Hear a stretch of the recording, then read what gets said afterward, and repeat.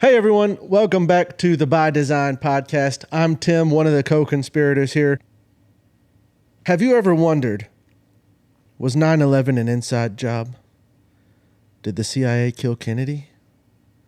Is there any frickin' gold left in Fort Knox? Well, in today's episode, we don't talk about any of that. My friend EJ Lanham sits down with Ronnie and I. EJ's actually my pastor at Field of Grace Church in Lebanon Junction, Kentucky as well.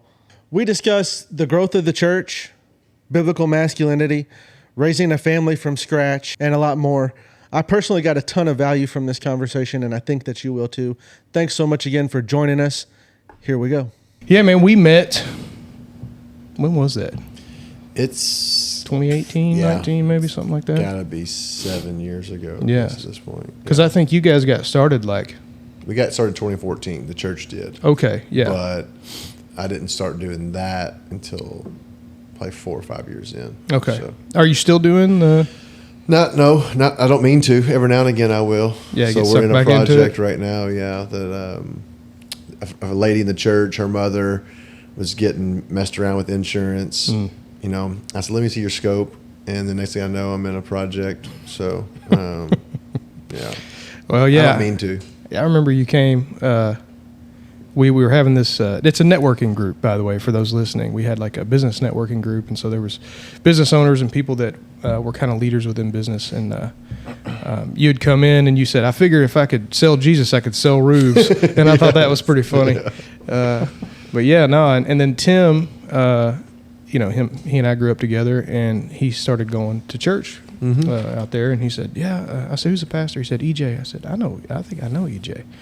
And so anyway, and then I think somehow you might be related to our pastor, Matt Morris. Oh yeah, so not really, but yeah, like through like a distant cousin somehow. So Matt is my cousin's cousin by marriage. There you go. There you go. See, yeah, so, that seems like a Kentucky thing for you to say. His uncle is my dad's really good friend, and so Okay. it's just been So the Richardsons.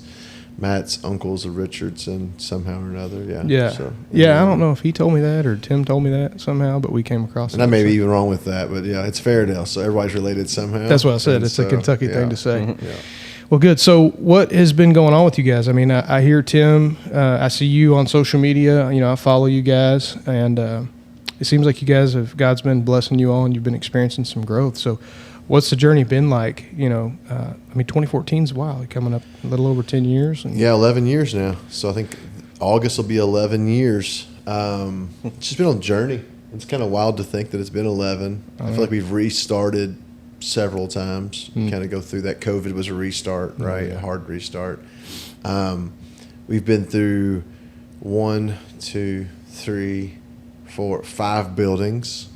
And so every time you change locations, it's like a restart. Yeah. Then we've built a building since then too. So I guess 6 buildings. We're building a building right now again. And so it's been a crazy journey. It's been fun. I got saved at 23, so I wasn't raised in church. And so I didn't have a lot of church background. Got saved at 23, called to preach, and began to kind of utilize that gifting in my life pretty immediately, even though I didn't have a lot of the knowledge, maybe that you would think you would need. And then at 26, we started the church. So 3 years in, and I just talked to the pastor one day and said, "Hey, I think the Lord's calling us to kind of go do this." He said, "Cool, let's pray together." We prayed. I think like 2 weeks later, they had me in front of the church praying over me. And then the next week, he was like, "All right, good luck."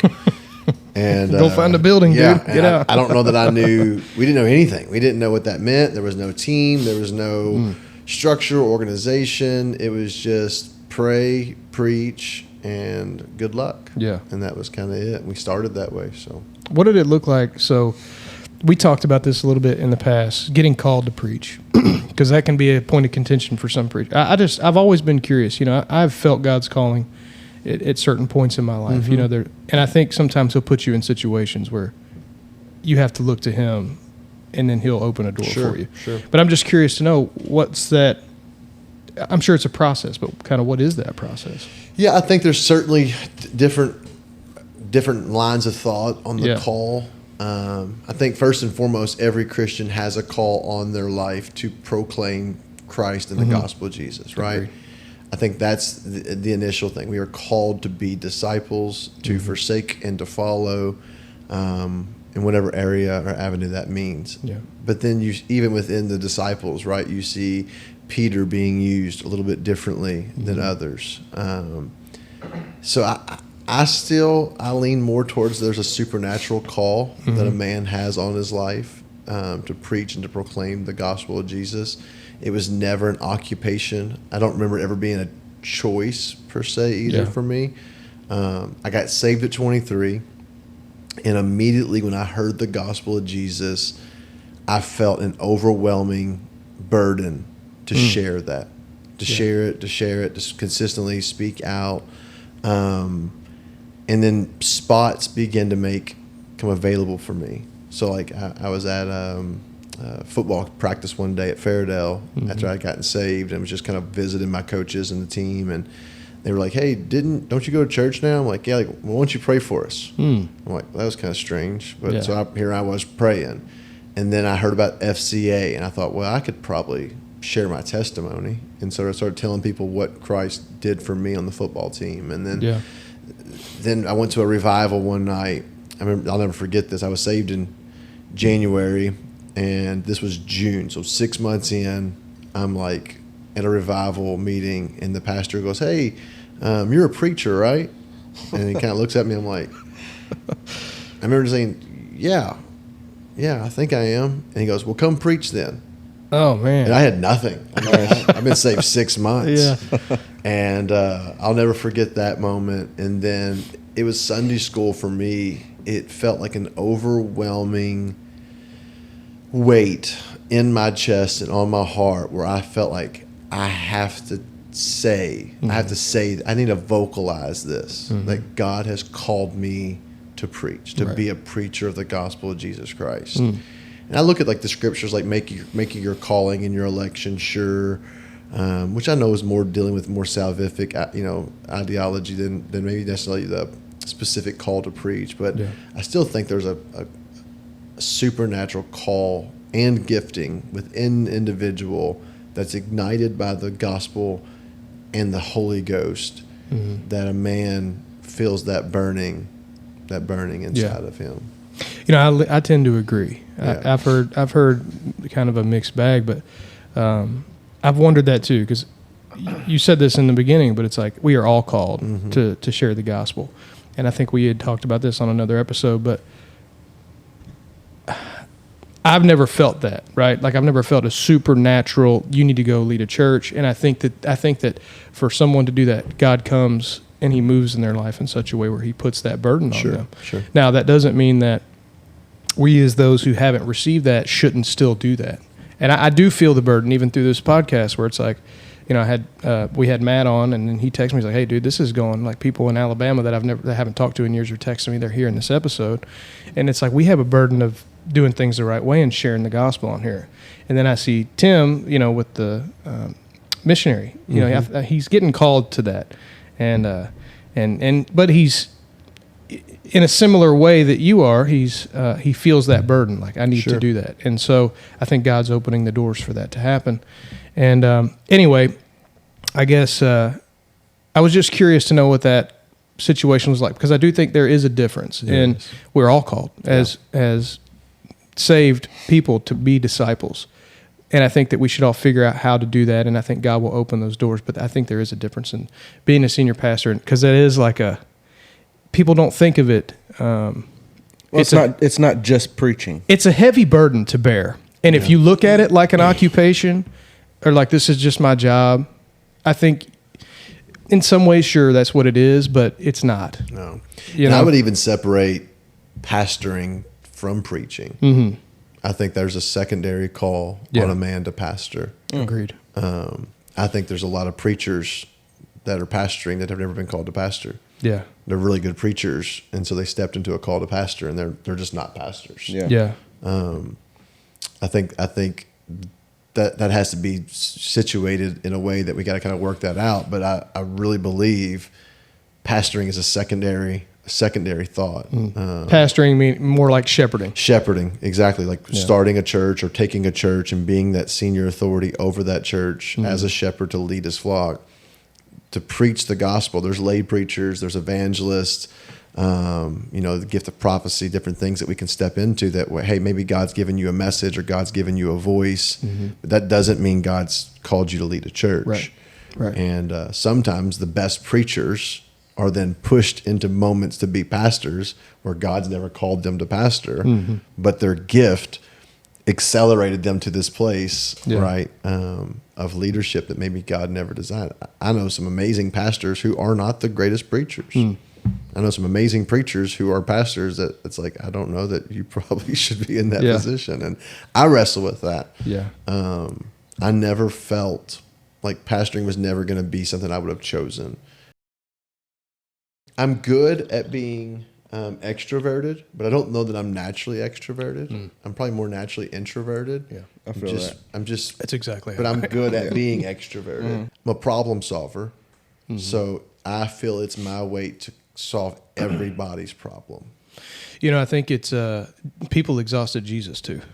It says he sat thus on the well, being wearied with his journey. Yeah, like he was exhausted. Yeah, I mean, he had to take a break. And he was like, "Hey, I'm going across this sea to like get some rest." I love the well moment because he tells his disciples to go get food, and then they come back with food, and he goes, "I got food you don't even know about." Yeah. And it's like he wasn't really hungry; he was just sick of them. I think for a while, he was like, "I'm tired." He's like, "I need a break, man." Y'all go do something. I'm gonna hang out and just talk to this lady for a little while. Yeah, it's like we forget that while he was fully God, he was also fully man, and people would. I mean, I deal with that a lot. Sometimes I leave here and I feel like I didn't really do anything all day, but I talked to a lot of people, and I'm just drained. And then I go home. Of course, I got 3 small kids, and I've got to get out of that. Yeah.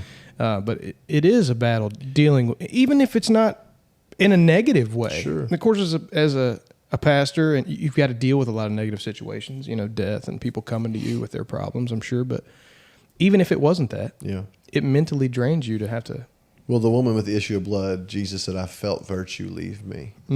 So he felt something, energy, something left him, right? And that was just one person pulling on him. Yeah. And how often does he have people pulling on him? We know that's not us. It's not even of us. It's a gift of God that God's put into us. Yeah. We know the supply is unlimited, but we're not an unlimited reservoir, so we only have so much. At some point, we got to refill. How do you refill, man? So I guess I am blessed in the fact that now that I'm in the ministry and I look at it, the church fills me. I really enjoy doing what I do.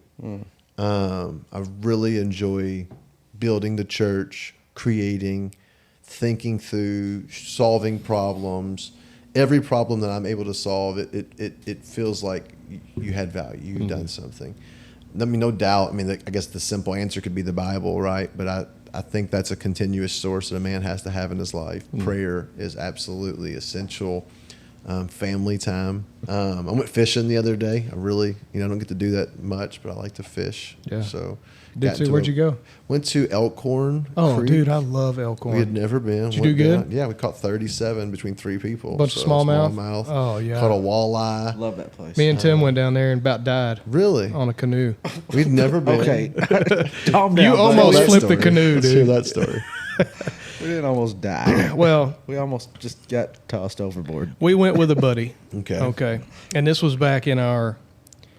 It sounds like there's a cooler involved somewhere.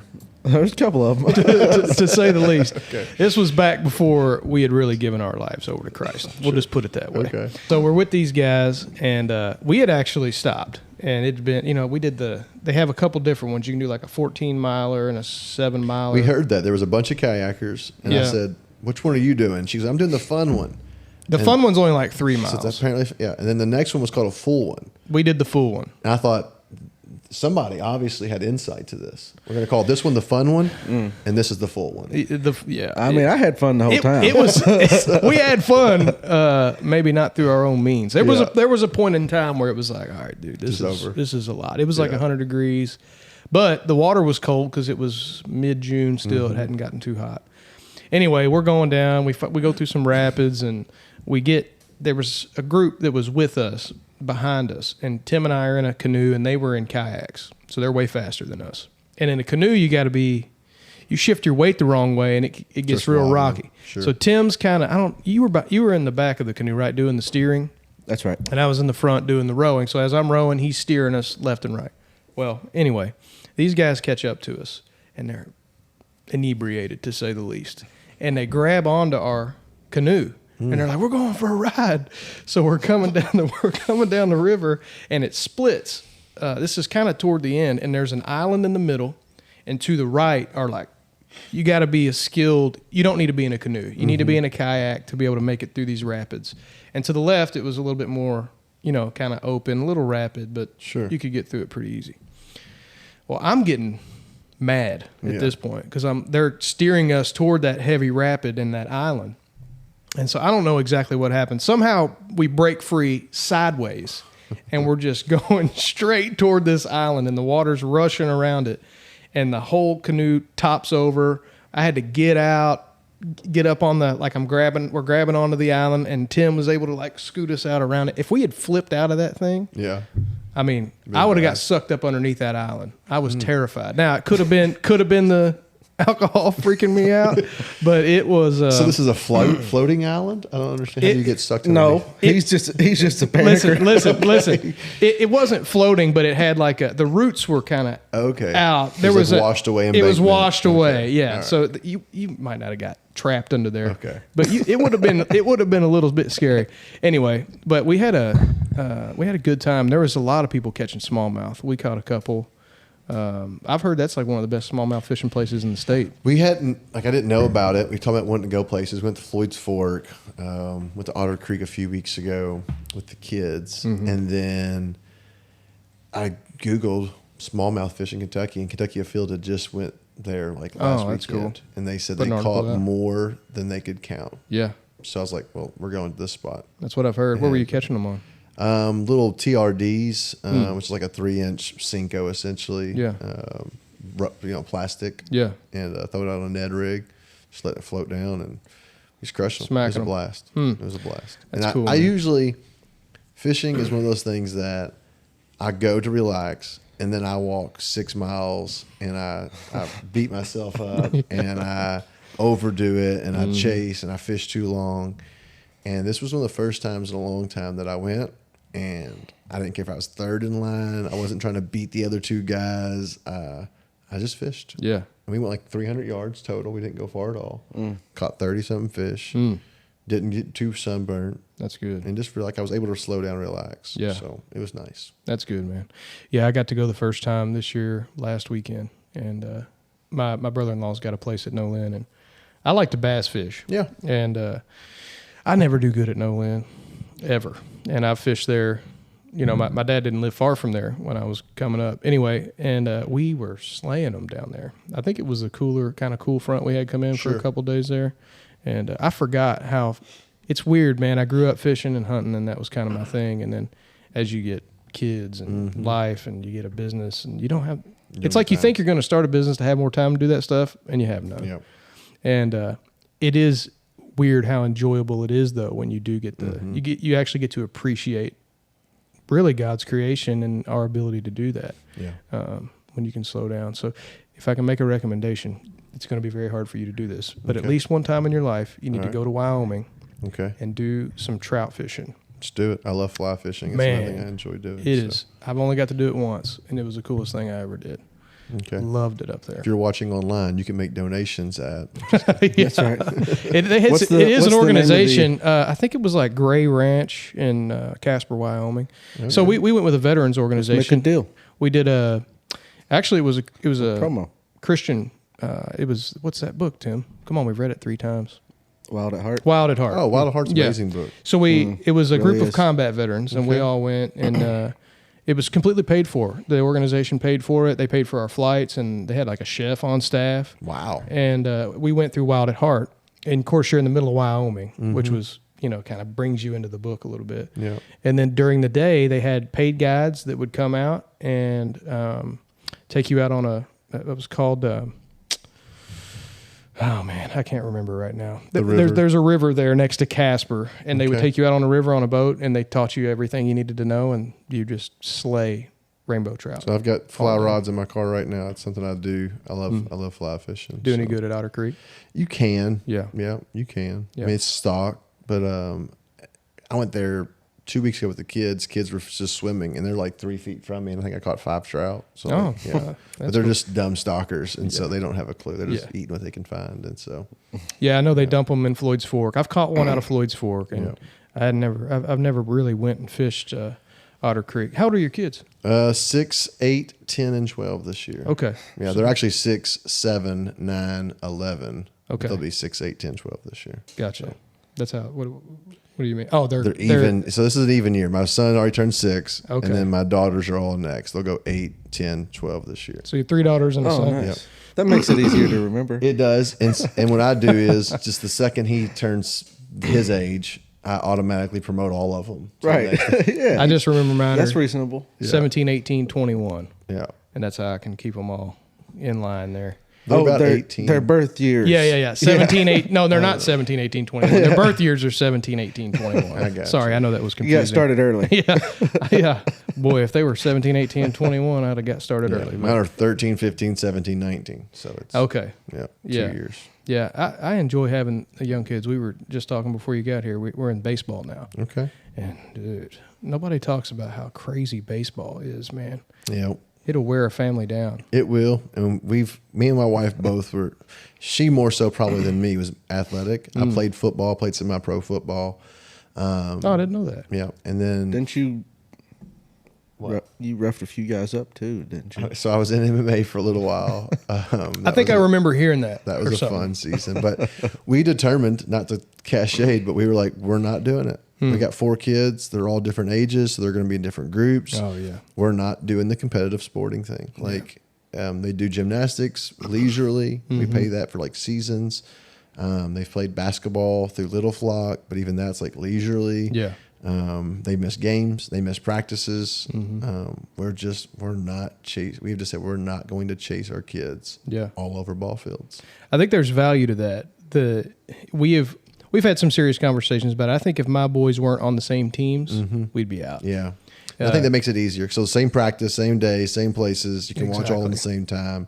Yeah. Except for now, we're doing all stars, and so Yeah. now they're my younger one. He's not even 7 yet. Yeah. They were on the same team all year, which was fine because we have a game, same practice. Well, now with all stars, my older one is playing in the 8U team, and he's on the 6U team. So like tomorrow, we got one game in E-Town and one game in Fern Creek, and I told my wife, I'm like, we could not maintain this. I don't know how people I don't do have that. strong opinions, I do. but it's like I have strong opinions about it. I'm sure you have great kids, but I would imagine that no 7-year-old is actually an all-star. That's what I'm saying, dude. Why are we Right. traveling to E-Town, dude? You're not an all-star. He's not, You're man. not an all-star. No. Like, we can call you all-stars all you Yeah. want and make your parents pay a lot of money Yeah. and be excited about this, but none of you kids are all-stars. That's what I mean. And these parents are paying Bukus. thousands of dollars. And getting divorced. Yeah, then and running their family. Wives and dads are cheating on each other. Yeah. And they're swinging at the hotels as they travel to Florida. I swear. I've heard I all swear. of it. That's how it goes. I've heard all of it. And I told her, we were getting recruited by some travel ball teams, and they're like 4 practices a week, 2 tournaments a month, and I'm like,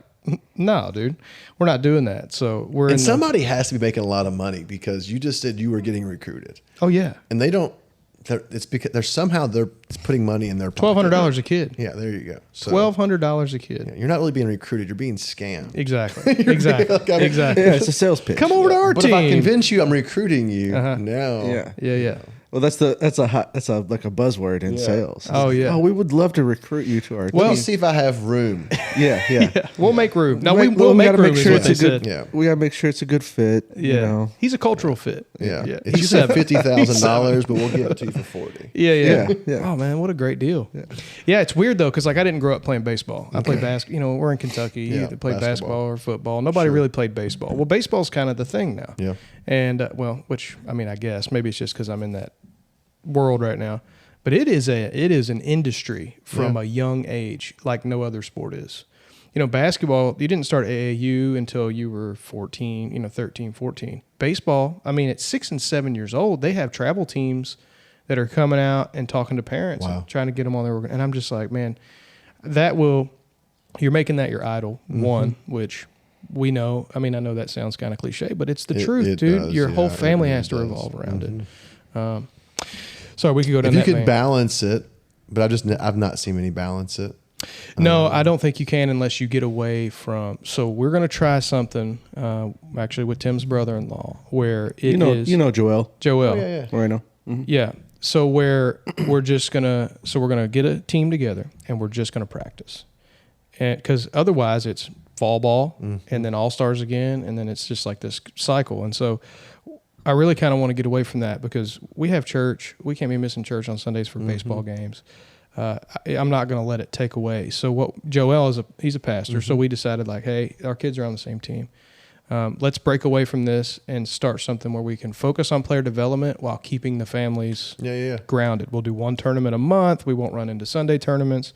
And that way we have a little bit more control. So we'll see how it goes. See how that works. My hope is that the families, because it's really relying upon, will the other families go for that? Yeah. But I think there is, I talk to a lot of parents and they're like, man, it's just so much. But he likes to play baseball and we want him to have opportunities. And in the baseball world, you got to start. And I'm like, he's 7 and 8. It'll come. And anyway, so we'll see. What how is it the goes. Is the percentage changed? I would wonder. It is so low. Very, Has very it low. changed though with all the advancements of youth league? It's and probably gotten lower. worse. Has it gotten Probably worse? lower, yeah. So the United States, I was actually looking this up. I don't even know why, because baseball is all that pops up on my YouTube now. All these other, China is becoming one of the bigger baseball producing countries because their players, they don't even start playing until they're 10 and 11. And they don't get into travel. They really don't even have a travel circuit there. But for like their elite players, they do. And they don't even start that till they're 15. Wow. And they're coming over here and just destroying American players. Dominican Republic is another big one.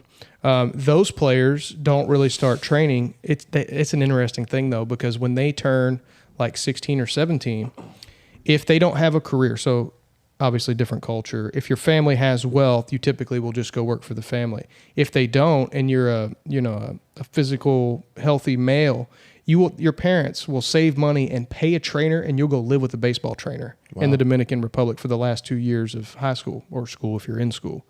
And it's like, but not until you're 16 or 17. They're playing at a young age, but they don't have this travel circuit like we do in America. Sure. And those kids are coming over here and they're dominating the league, and our kids are burnt out by the time they get to high school. And you'll have some one-offs. We have Lou Ott is a guy we've had on the show, and he's a trainer here. He played in the MLB, and he's pretty cognizant of that. And that's why I like him, because he's like, hey, you're going to burn your kid out. He'll tell me, he's like, don't over practice them. They can practice when they're here. Don't be on them at the house. Anyway, but I think Americans we're getting sold. Sure. A pipe dream, because everybody thinks their kid's going to make it to the league. And the reality is your kid has about an 8% chance of making it to play at a D1 college level. And then beyond that, he's got like a 0.3% chance of playing in the league. MLB. So, unlikely. Yeah. Sure, it could happen, but are you going to stake your kid's entire childhood on that? I mean, no. I mean, whatever. I mean, I guess you can, but that's ridiculous. I'd be interested to know if there was like some study for Christian families specifically that do high-level travel baseball and stuff like that. There are people in the groups that because I'm cognizant now that we have had these conversations. I started looking into it, and there's like travel baseball group pages or whatever, and they'll be like, one of the things we like to do is when we go on a tournament, we'll try different churches out. So whatever town we're in, we'll go to church. We'll have a Bible study with the team on Sunday, and that's fine. But I don't know, man. I just think that you're still putting baseball above your faith, because I can tell you through doing All Stars, we pray every night and that kind of thing, and we'll talk about God, and it's ingrained kind of in our life. But through baseball, that started to fade out. Yeah, well, you would. So we're going to travel different churches, and we'll have a Bible study. Okay. They would never reverse that. We're going to jump team to team, and when we're at church, we're going to talk a little bit about baseball, and that replaces baseball. Well, no, you can't do that. You got to be dedicated to your team, attend all the practices, study everything out, but we can the mentality just shifts. You can see a priority there that matters. To be fed from a church, you have to be part of the church. Yeah. I mean, going to a church service is fine, but you can listen to a sermon on YouTube. Yep. It's not the same. When you are part of that body and you're giving to that body and that body is kind of giving to you, that's where the church happens. It doesn't happen you going to church in Charleston, South Carolina. Well, they would say if you treated baseball that way, you would call it intramural or just pickup games. Yeah. And then the league players would say, well, they're not serious. They're not serious players. Right. But then you've just said then you're an intramural churchgoer. Correct. And you're a pickup churchgoer, and you're not serious about it. And you're willing to do that. Yeah, and then you'd be like, "Oh, that's offensive. Don't say that to me." But like, How dare you? You said that. Like, you said, "I just jump from church to church, whatever area I'm in, and I'll do some Bible studies here and there because I supplement what I do." And it's like, all right, that's fine. Let's just reverse the roles for a moment. And if you're honest, you would say a baseball player that does that is not serious about his skill or his craft and has no loyalty and no dedication. Yeah. But then a pastor say that about a Christian. Well, how dare you? Oh, You can't judge You're so me. judgmental. Yeah. Don't judge me. These pastors are so judgy. I'm just making observations here. Let's be fair. I mean, you're right, man. You're right, and that's been a battle, dude. It's like and Satan uses it as a way to wedge families, and I can see it because there's a lot of pressure. Not really from the kids. They like to play baseball, and we as parents want to give them those opportunities, but we also get our own ego. These parents have some huge egos, dude. It's weird. It's weird. I'm like, your kid's not even good, dude. Why are you anyway? Yeah, it's like, oh, my kid's is good gonna because be- I'm good. This is going to be the most talked about podcast episode. Like, we're going to have hate mail. Oh, We're gonna we do anyway. Bring it. Okay. You should see some of the comments. Riot is the guy. He usually sits there. He'll just, he's kind of like a tinfoil hat guy sometimes, and he'll say something off the wall, and people just love to hate him for some reason, and they'll just call him because an he's idiot. beautiful. We were talking Where's he about he'll be in for our Bible study, but we were talking about we had a Revelation episode. We were talking about how God is a good Father, right? And we think that in American culture we have this picture of soft Jesus, right? Jesus is just soft all the time. And sure, he is that. But also, he's the creator of all things. And he is powerful, and we should fear him. And fear in an awe reverence. way. Yeah, a reverence of him. So that was it. That was pretty much all we said. And anytime Riot's in the video, people just comment they hate him. And some guy was like, these are two guys who never had a dad in their life, like just ripping him apart. And I think he and his dad had like a great relationship. They currently do. I was like, if you weren't in that video, they would have never said that. It's just funny. But and then what else they say?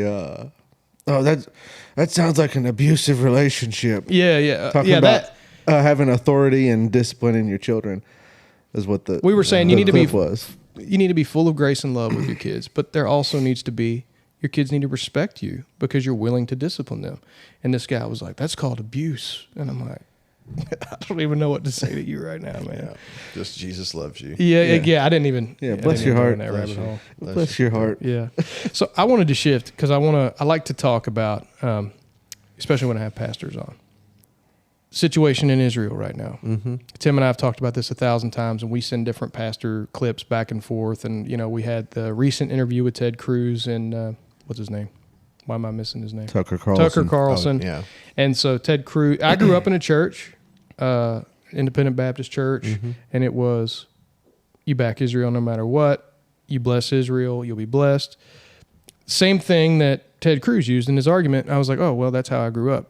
So I start going down this rabbit hole because something didn't sit with me. Sure. Right? And anyway, so like there's pastors that I like, Mark Driscoll being one. He kind of aligns differently maybe than I do on that particular subject. I saw some guys last night that I agreed with. I just want to get your take. How's Mark align? Mark agrees with, he's a little bit, I think he's a little bit leaning toward we should back Israel no matter what, but he explained it better. He goes into a little bit more in depth. So he's using passages to explain himself. He didn't talk about Galatians, and he didn't talk about Romans. And so I'll just tell you where I land real quick, and then you can give me your what you think as a pastor. Because look, man, you're more well versed in this, and this is Probably not. You are probably. We just started this Bible study about 5 months ago. But I'll just give you my take. First of all, I kind of agree that in that particular passage, God is promising Abraham a nation of people through his seed, and those people were really fulfilled in Christ. Christ is called the New Israel, and so that nation that is promised to Abraham are followers of Christ, not 1948 Israel and the land there.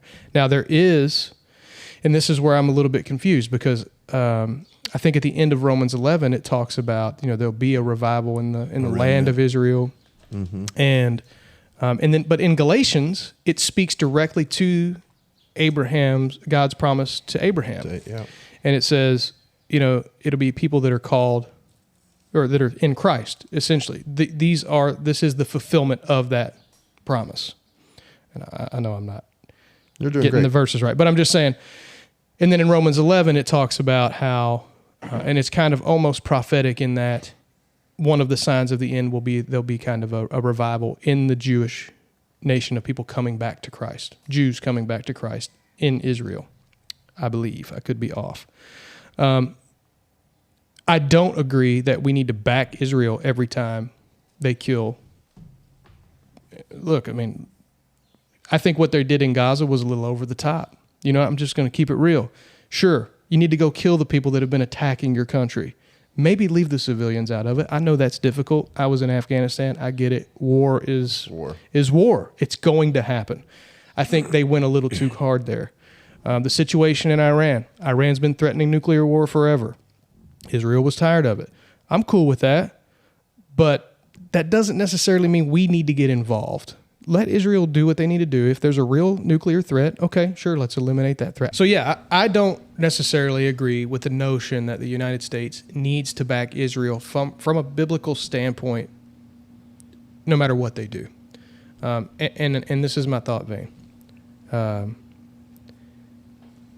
Sure, Israel that's where Christ came from. And it was people from that land are why we believe what we believe today. It was also the land of Pharisees, and most people there today don't believe in Christ. And I don't know. I've seen a lot of Christians talking about it on social media and struggling with it. What is it? Most of my family disagrees with me on this. But I'm just curious to know from a pastoral standpoint, and I know maybe you haven't dove into this a ton, what's your perspective on it? So I will just preface it with that this is never, even when Tim was like, hey, we're going to talk about Revelation. I've never been the guy. So like my gifting, and I'm very confident and comfortable, like I have come as a speaker of Christ to share the gospel of Jesus Christ. Like I preach salvation. I preach hope and purpose to people that God has something for them. I don't dive into the blood moons. I'm not looking at the mark of the beast. I'm not deep diving into Revelation, and I'm not getting into political ideologies of all that. Now, to say that, do I have a basic thought about it? To a degree, with the recognition that I have not looked into it, and even almost purposefully, to come to a dogmatic. So when I literally say I'm like underwhelming in this, I mean it with all my heart, and I just have no desire to dive into it. I think there's value in that. Romans 11 tells us that God is not done with Israel. Galatians tells us there's neither Jew nor Gentile, nor male nor female. So I think you have the Christian kingdom, and I think much of this conversation that we're having is not a Christian conversation. It's an American conversation. And I try to remove myself from, even though I am red-blooded, red, white, and blue, served in the Bald military. Eagles, I'm a Christian. And there are lost people in Jerusalem and Iran, but that doesn't undo that you have to follow some of the history, and that God chose the nation of Israel. He chose them. They were his chosen people, and he has a plan and a purpose for them at the end of this. I don't want to ignore that he said, if you'll bless them, you'll be blessed. So I think I would say I stand in support of Israel, with the understanding that most of what Israel is going through is actually judgment of God. Wouldn't be the first time. Yeah, so they have been taken hostage over and over and over again as a chastisement of God to get them back on course and back on par. Yeah. Nebuchadnezzar was used of God to destroy Israel, tear down the temple, destroy the walls, take them hostage, and drag them across the country. Yeah. Babylon, over and over again, right? We look at those. And so any attacker of Israel, we have to recognize they are being used as an enemy, but they're also being used by God To push Israel back Israel back to him. Yeah. So I think they're suffering what they've always suffered and will always suffer until Christ finally says enough's enough, and he redeems the remnant of Israel. Romans 11 says there's a remnant. Revelation talks about there's going to be a remnant that's saved. We've talked about that. Outside of that, I would say bless Israel, love your neighbor, preach Christ, and then let everything else kind of fall where it falls. Yeah. By no means is Israel. I mean, they're lost. Yeah. They don't know. They do not know who God is. They have an idea. They know Yahweh, but they've missed the great I am at the same time. Yeah, So and we have- they've like openly reject Christ as a country. Yeah. So they are going to miss that portion of it. So you got to understand they're being led by leaders who don't know Jesus. Or care to. Or even try to, exactly. So most of them, I'd say. So that's kind of my opinion on it. I would never say, hey, Babylon was a blessed nation. Right. And Babylon was a good group. And Babylon was holy. I would have said Israel was God's chosen people. Right. But you can read it. I think it's in Daniel, maybe early. It's in one of the exile books. And it says that God used the hand of the Lord. I think it says the hand of the Lord was on Nebuchadnezzar to siege Israel. He's done that 1,000 times. He did that with Pharaoh. Yeah, Hardened his heart. So I look at Iran as they're just a tool of God being used. I look at the Palestinian, like it's just a tool of God. Jacob is going through what Jacob's going to go through. Yeah. Jacob is still wrestling and being wrestled with, but it's all going to lead to the redemption of Israel. But then we have to realize in the Christian realm, there's neither Jew, there's no Gentile. Yeah. So we see lost people dying, lost people going to hell, being destroyed. And so we need to preach the gospel of Jesus Christ. That's a really refreshing take right there, man. Because Agreed. a lot of times it's looked at as, there's no difference between Jew and Gentile, so I don't have to care about them. But like you just said, that's not the point. The point is not there's no difference between Jew and Gentile, so we get the blessing and we don't have to worry about these people over here. They're lost people dying without Christ, Which is our only right. real purpose. So what on are we this doing? earth. I think first of all, you brought up a couple good points. The first is this is an American problem. It really, And I only see American pastors talking about it. And look, there's enough things to argue about. This is something that we struggle with because sometimes, we'll disagree on a particular doctrine or whatever. And I'm like, what are we doing? Like, this is not the gospel. And Tim and I will do this. We've come to this agreement. If there's something we want to contend about, let's do it amongst ourselves. Because I think that there are layers of this. And if we're arguing about some stupid thing, we might take a new Christian and steer them in the wrong direction, or someone who may be considering even going to church are going to hear that and they're going to be like, I'm out. These guys can't even agree on this one little thing. So we've agreed to... And we be disagreeing a lot. We do, which is fine. I actually kind of like it because honestly, at this point, it helps me build upon my faith. Because it's also, at the end of that, it's always like, well, God's got it figured out anyway. We're never going to have it all figured out. But I do think this is really an American problem. It's an American argument. I try to take the question, just so you could see the insight. I take the question I'm asked, and I say, would this question exist if I was in Zimbabwe? If I pastored in Zimbabwe, That's so good. would somebody ask me that question? No. Nope. So it's an American question. It It's is. an American Christian question. It is. And America doesn't even exist in the Bible that I can find anywhere. Yeah. And so it's like, okay, this is an American worldview that's created an American problem with American perspective. Right. So you're trying to take an American worldview and an American problem with American perspective and grab a biblical answer, and it's like it doesn't exist. Yeah, there's no because America's it's not there. It's not there. Yeah. Well, so, we are like Americans. and also the other thing is too. You said this. We are Americans, and I'm with you, dude. Like, save the I'm good very guys, bomb the bad guys. Yeah, I'm yeah. there. I mean, but I have also that like we're Christians. Yeah. And honestly, that nation comes before the United States, and I think that in American culture, specifically in the Appalachia, Upper South, Bible Belt, it's a mix. It's the same thing, but it's not the same thing. Yeah. Above being an American, you are called to disciple and to follow Christ. Sure, you can mix the two. You can work the call on Christ into the culture and whatever. I'm not saying that, but I'm just saying sometimes we put America. And look, dude, again, I don't want this to sound unpatriotic because I'm like fully. I'm with you. I'm just saying sometimes we put that over our call. We do. And I think that this particular situation has brought that out.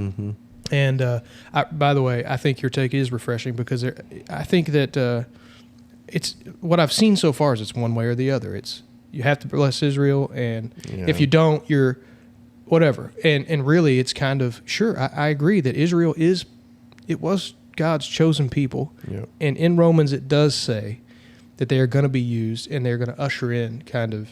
I believe when Israel does come back to Christ, that's going to be one of our signs. And again, we don't have to go down the Revelation rabbit hole because that's hard to decipher. But I had to ask that because I don't know. It's one of the American topics that are being brought up, and I think there's okay. Then you can take it and you get rid of the political side and you look at the Christians. To know to do good and not to do it is a sin. So does that mean as an American Christian, are there certain things that if we have the power to do good, should we do good? Yes. Agreed. Do I have the wisdom to be able to discern? Because that bomb is indiscriminate. Yeah. It's going to do good, but it's going to do bad as well. Right. Who do you support? And this is going to be a hot take maybe, and I'm going to be all over YouTube at some point. If I've got to pick between Israel and Iran, easy choice. It's easy choice for me. Yeah. Right. But I'm also seeing it from I don't know what the news channel looks like in Iran. I don't, I mean, like I get it that my worldview is somewhat skewed by the knowledge and the information that I'm given. Like we love to think that we have the freedom of press and the freedom of speech. But if we're going to pretend like we're seeing 100% of all the we're not. Right, we're seeing our government's giving us information that makes our history books are written from our perspective. And I'm red blooded. I mean, when you win the wars, baby, you get to write the books. That's all I'm saying. And there's this dichotomy, I guess, that's in me. Like I'm a Christian, but I'm still lost and I'm still attached to the flesh. Like if somebody called me tomorrow and said, "Hey, we need your help," I'm signing back up.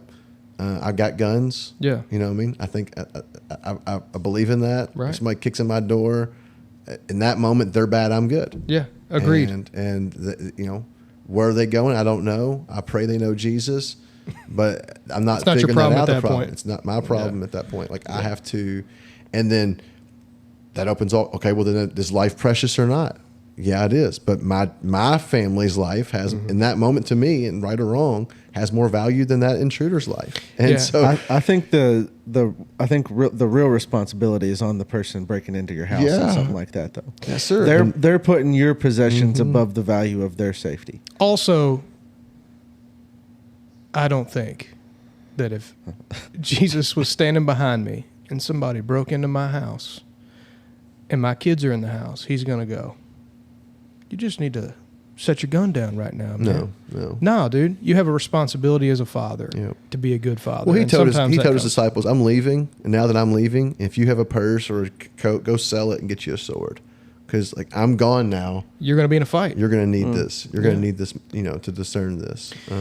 That sends me on a real rabbit trail of thoughts there. Do you think unravels? It starts when the apostles were captured to be killed when they all were, do you think they kind of fought back and just lost. Oh, Peter did for sure. Oh, yeah. He got punched in the He mouth. took a couple with him. Yeah. Yeah, I mean, took a Peter was couple. cutting off ears, Yeah. with Malchus's ear, right? And so, I think they all have a different walk.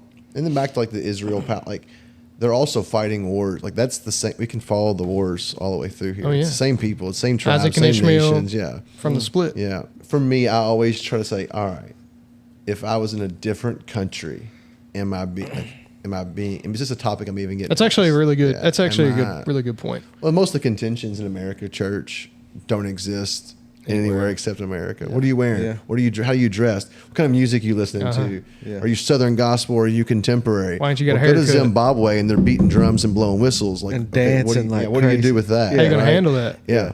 And grandma's breasts are out because it's Yeah. just the She culture ain't got a over shirt. there. Yeah. But no Yeah. one's told them they're naked either, so Yeah. they're not even. We've over sexualized everything, and so it's For and sure. I get there's cultural relevance, but most of our arguments in America church only exist in America. Yeah. I think we just miss that, dude. We just always miss that. And I think, too, man, it's like, first of all, I agree. If I'm picking Israel or Iran, easy choice. I think you can understand that in the world there was war from the beginning and there'll be war until the end. And you can still have a heart for people on both sides of that. And understand that as Christians, we are called to, again, be a good example and let Christ shine through us and be disciples.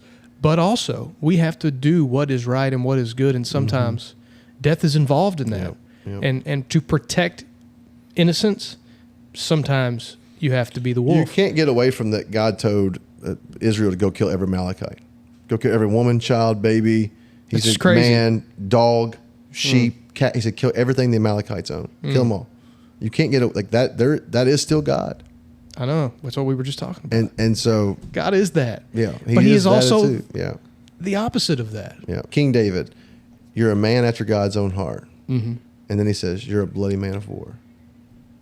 Yeah. So a bloody man of war was also a man after God's own heart. Yeah. And so there's two sides of that. And I don't know how to balance that. It's tough. Yeah. And I don't know that I have to navigate that because I'm not at war. I don't need to be at war right now. Right. Right. But as a nation, we are as a war, but God's kingdom isn't at war. Right. You know what I mean? So like, And we're not called to be. We're called to. Yeah. We should be a beacon of peace and hope. Mm-hmm.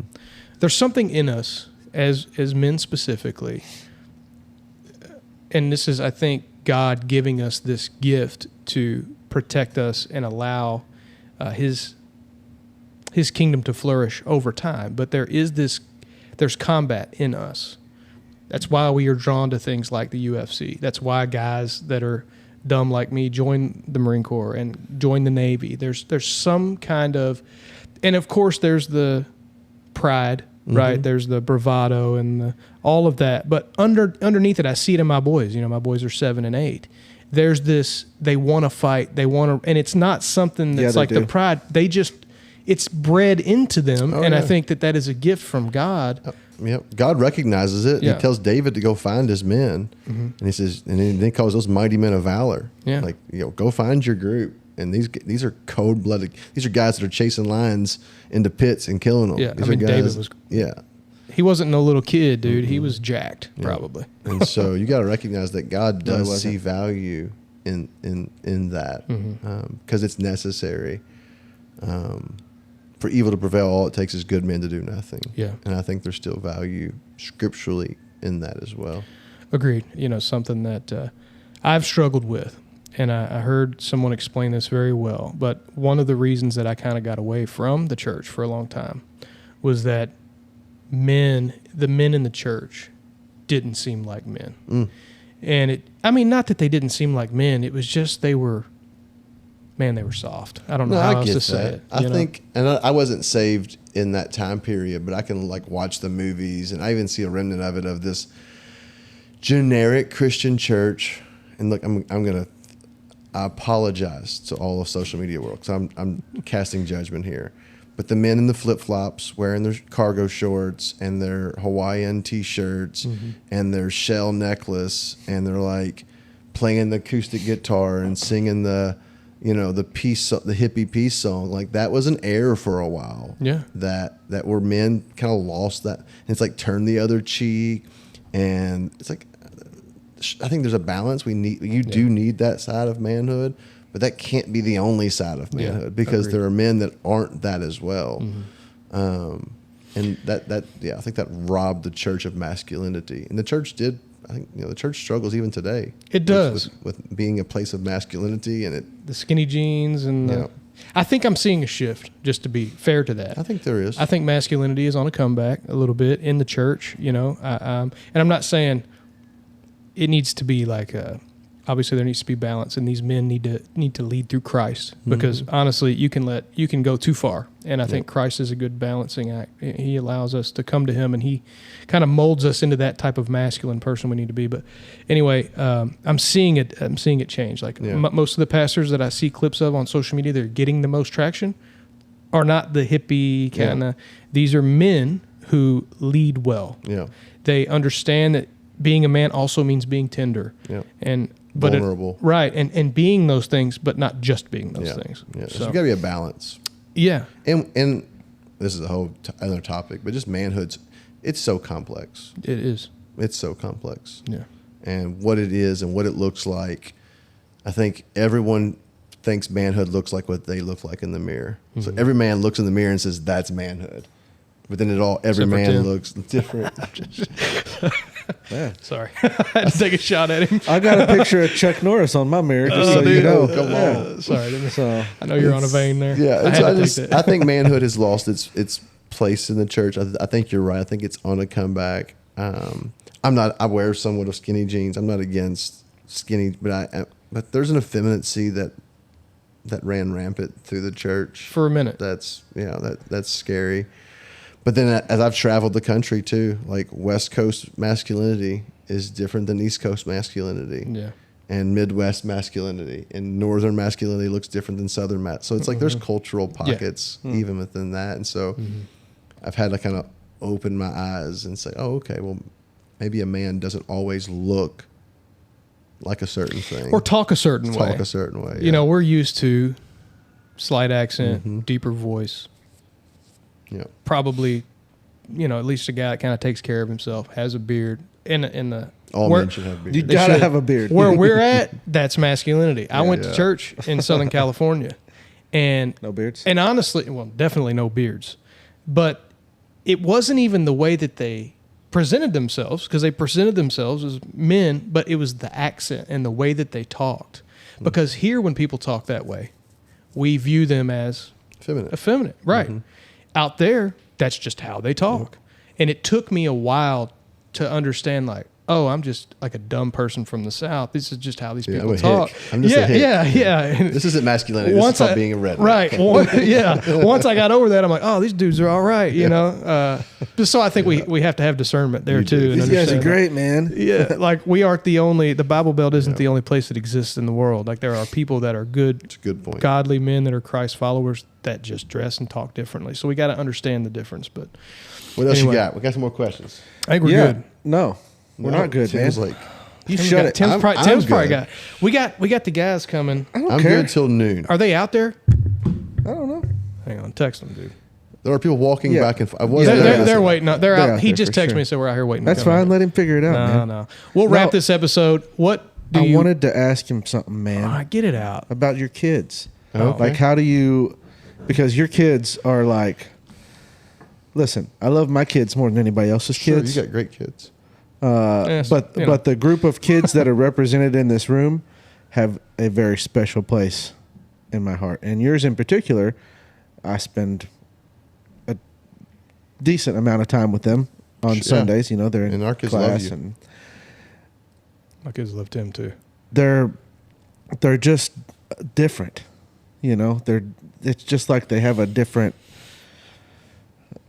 vibe about them. You know what I mean? Yeah. Is that something that y'all have done on purpose, or has that just kind of happened because you're in such a pursuit of Christ in your life that they've just kind of been pulled along with that, or is it a mixture? Or okay, it's probably let me unpack it the best way I can. I will say first and foremost, my wife is a rock star. She's amazing.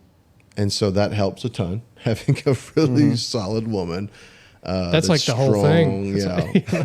But I will say also this, her dad did 10 years in prison. Her mother was navigating being a single mom in that moment, whose sister, whose husband also went to prison around the same time. They both have babies, like just weeks apart. Whitney's grandmother was in an abusive relationship who divorced her husband. So she's a strong, independent woman. Whitney was raised in a house where there's just single parent, essentially. Dad comes home at 10. Whitney rebels and says, who's this stranger in my house? So she goes and moves in with grandma, who's a strong, rebellious, independent woman because her husband was abusive. The husband lives next door because he don't want to leave the wife now either. So she never saw healthy parenting. Like, she never saw what that looked like. My dad got married 6 months ago for the second time, but the first one didn't even last a year. Man. My mother was a drug addict my whole entire life, so I never saw parenting. Yeah. My grandparents kind of raised me, but being raised by grandparents is not being raised by mom and dad. So I never seen healthy parenting. So we don't know what it looks like to truly parent kids. So I think what's happened is we're vulnerable and we try to be very real in front of our kids, and we apologize a lot. And what I try to do is take them to the gospel, just consistently take them to the gospel, and just take them back to Christ. Like, I'm thankful they're all saved. Last night, laying in bed with Elias, we were at office yesterday. Now, I have to say this too. So I pastor, my wife's with me in the ministry, deeply involved. We don't balance ministry. Like, balance doesn't exist. No. Like, there's no such a thing as balance. I think balance is the hardest and the stupidest word we can use, because if you say whatever you're saying you're balancing your kids with, you're putting your kids at the opposite spectrum of whatever that is. So I'm trying to balance my kids with the church. That means my kids are looking at the church, and the church is looking at my kids, trying to see who weighs the most. Yeah. So now my kids are like, church is my enemy, and the church has to look at the kids, and I'm trying to take priority. So we don't do balance. We're not. We are Christians. We love God. We love the church, and we do life through the church. Those are intertwined. It's all the same. So we do life at church. That means my kids, and they know this, and they abuse it, but they can walk into any meeting that I'm having. They have permission to walk into any meeting. I've told them that over and over again. It may mean they walk in, and I say, "What do you need?" Turn around, get out. Yeah. But they have permission to walk into any door, any meeting, because they live at the church. They're your kids, man. Yep, and they live at the church. Yeah. And so they could make messes there. But at the same time, I'm constantly trying to draw them back to, this is God's house. Be reverent, be respectful. But they're wild, man. My kids are feral. Like, they're I know the they're, feeling. They're crazy. But last night, so Elias, we're at church all day long. Elias pinches Lydia. Lydia yells and says, Elias pinched me. I walk in. Elias, did you pinch her? No, I didn't pinch her. There's a huge pinch mark on her arm. He looks me in my eyes 3 times and lies to me. So I tell him, you're wrong. Let me express to you why you're wrong. I train him. I think children need to understand, and this is my view, and I'm sure it's a hot take, but I think children need to understand disobedience is dangerous, and disobedience can lead to pain. So, like, if pain didn't have a purpose, we wouldn't experience pain. That night in the bed, while we're laying next to each other, because we do nighttime snuggles and prayer time every night, we're laying there, and I said, son, why'd you lie? I didn't want to get in trouble. I said, how'd that work out for you? Well, I got in more trouble. And I said, are you saved? And he said, yeah, I'm saved. So, well, how are you saved? How do you know you're saved? Well, I believed on the gospel. Well, tell me what the gospel is, son. Jesus died on the cross, and he died for my sins. And he was buried, and now he lives in heaven. I said, what did he die for? My sin. I said, well, what's a sin? Lying. Yeah. I'm like, so you did something that Christ died for? Like, just remember, like, recognize you did something that Christ died for. And I said, that's the issue. Yeah. That's the issue. Like, Christ died so you don't have to do that anymore. And so just trying to bring what he did back to the gospel and bring it back to gospel conversations. And just let you know, I love you, man. We're buddies. Like, I'm your father, but I'm also your buddy. And like, I want to have a trust with you, and that trust is forsaken every time you tell me a lie. Right. And I think that's just real conversation. Just, yeah. And I'm 100% like, I don't believe I'm an expert at this at all, but I think there's such a vulnerability and a realness that there's one thing kids are really good at, and they can spot a phony. Mm-hmm. Oh, Kids can spot a phony. Yeah. And I think God created them in such a way that true vulnerability and just realness with them goes a long way. Yeah. And I think too often we think, my wife has taught me this, we think, oh, they won't understand that yet. They understand so much. Yeah. Mm-hmm. They understand so many conversations we don't have or avoid because they won't understand it. We decide just to have it. Yeah. We have those conversations. And I've watched her explain things. That's why she's taught me this. Is like she'll be explaining something to the kids. I'm like, they're not going to understand what you're trying to explain to them right now. And then I'll watch them understand. I'm like, Yeah.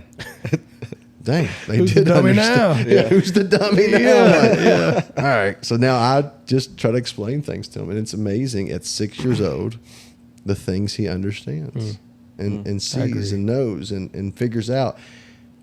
And that means he's going to put it to, whether I explain it or not, he's going to put it together or try to put it together. So I would rather walk with him in that moment than just let him figure it out. When Owen was going to get saved, I was like, I don't know if he's going to. I got saved at a really young age, like 5.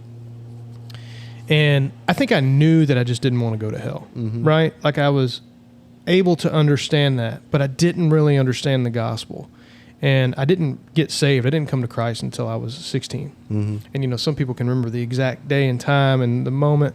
I don't really I remember it was February. I was 16. I was in my bedroom. I knew how to come to Christ. And in that moment, I just gave up and came to Christ. I was under some heavy conviction. It was I remember the moment. Anyway, Owen was 6 or so. And he started talking about he had gone to a church and they were, raise your hand, come down here, come down here, and like just nonstop. And he eventually just did it because they wouldn't stop. And they called me and they're like, hey, he got saved. And I'm like, I don't. Does he understand? Right. More Okay. specifically, though, that instance. So that's what I'm getting to. It's important to talk about what they were saying. Yeah, this kind of builds the story, right? Because they are explaining salvation to him, and they wanted I think they kind of just wanted the number. Not a check. Right. Got him saved.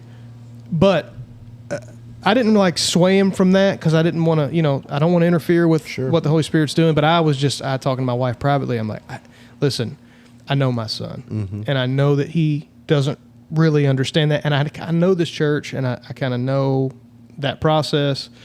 And anyway, but that seed was planted. And so about 6 or 7 months later, that resurfaced. And I told my wife then, I'm like, one of the big things for me, because I thought I was saved for a long time, but then it was always this kind of question mark. Sure. And I don't want there to be a question mark for him. I don't want him to grow up Wondering. with that. Yeah, just wondering. So anyway, we were asking these questions like you were. When you were describing that to your son about salvation, that was like the conversation that we had. Yeah. And so when he was able to articulate that, I'm like, he knows. He knows what repentance is. He knows what salvation is. And then we led him to Christ right then. And to me, I think what you're doing, because we're humans, man. We're flawed. We're dumb guys. I don't know how else to say it really, but if you're pointing back to Christ, they're going to be smart enough to decipher that. And even if they don't know exactly what you're saying in the moment, that's going to be baked into them over a period of time. And I think that's how we parent. Yeah. I think that's the only answer, because we're going to get it wrong if we try to do it under our own power. It's got to be Christ. Has to There's be a lot of gospel conversations in all of our parenting. I try to take everything we do back to the gospel. Yeah, and it is powerful. There's a book called Fathered by God. You ever heard of that? The same guy that wrote Wild at Heart wrote Fathered by God. Who was that? Eskridge? John Eldridge. Yeah. Okay, Eldridge. One of the better books I've read, but that book helped me understand, as a flawed man who had a rough kind of upbringing in regard to my father, who, I love my dad, but it was a weird childhood and all that. But anyway, that book opened my eyes to how God fathers us and a little bit more in depth, and it uses scripture to kind of guide you through the book. But everything we experience with our kids, that pain we feel when they sin is exactly how God feels with us. And I think that's the gift of being a father. So, And navigating, I think sometimes trying to navigate the motivations of correction. Like, is it like even last night having that gospel conversation? It's like it's so easy to try to use shame as a motivation or guilt as a motivation, and it's like, man, you got to really be careful of the emotion that's attached to the correction, because you don't want to lead with like you don't want. I don't want my kids to pick up shame. That's not what I'm trying to do, right? Or just please the Father. Like, I'm just doing this to please the Father. Yeah, you come home and there's fear. Oh, no, Dad's home. Something bad's going to happen. I know it's tough, and that's hard to balance. Because you come home, and you've had a day, and they're young, feral kids. And you can't do it outside of Christ. You cannot, dude. I don't know how people do it. It requires Spirit-filled parenting. It does. Yeah. Well, whatever method you guys are using, they're doing a good job. It's really evident in your kids. Well, I appreciate that. They're super special.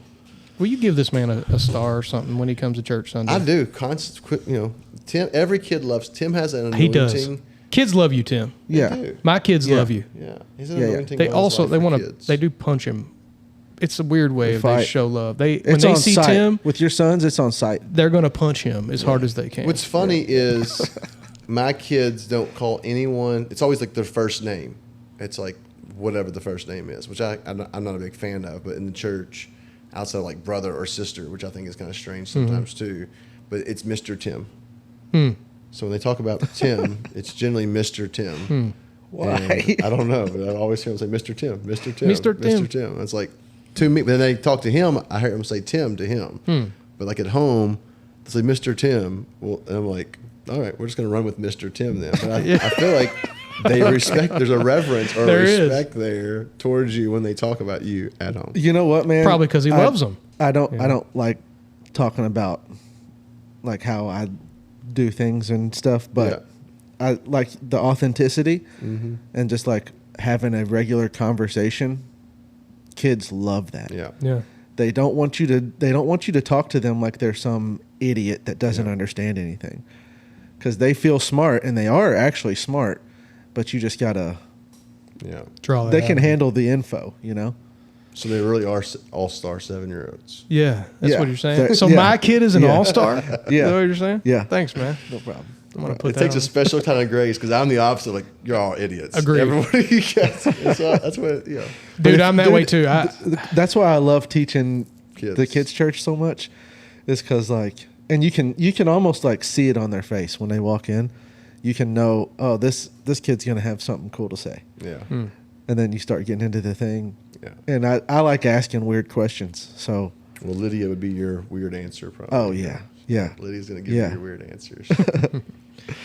I don't want to cut this short. Yeah. We got guys waiting outside. We got to get into the Bible study. So, Awesome. man, EJ, I appreciate It's great the being here. conversation, dude. Yeah, it's I just super like we like to have people on and just have maybe a little bit out of the ordinary. I don't want it to feel like a weird interview, so I hope it didn't. No, I was expecting Revelation. Tim said Which we're prep for coming. Revelation. Revelation's coming up. Oh, okay. We're about We're to get into Revelation right now, aren't we? We are. Do Yeah. you record that as well? We Yeah. do, and you're welcome to. Yeah, you can hang out.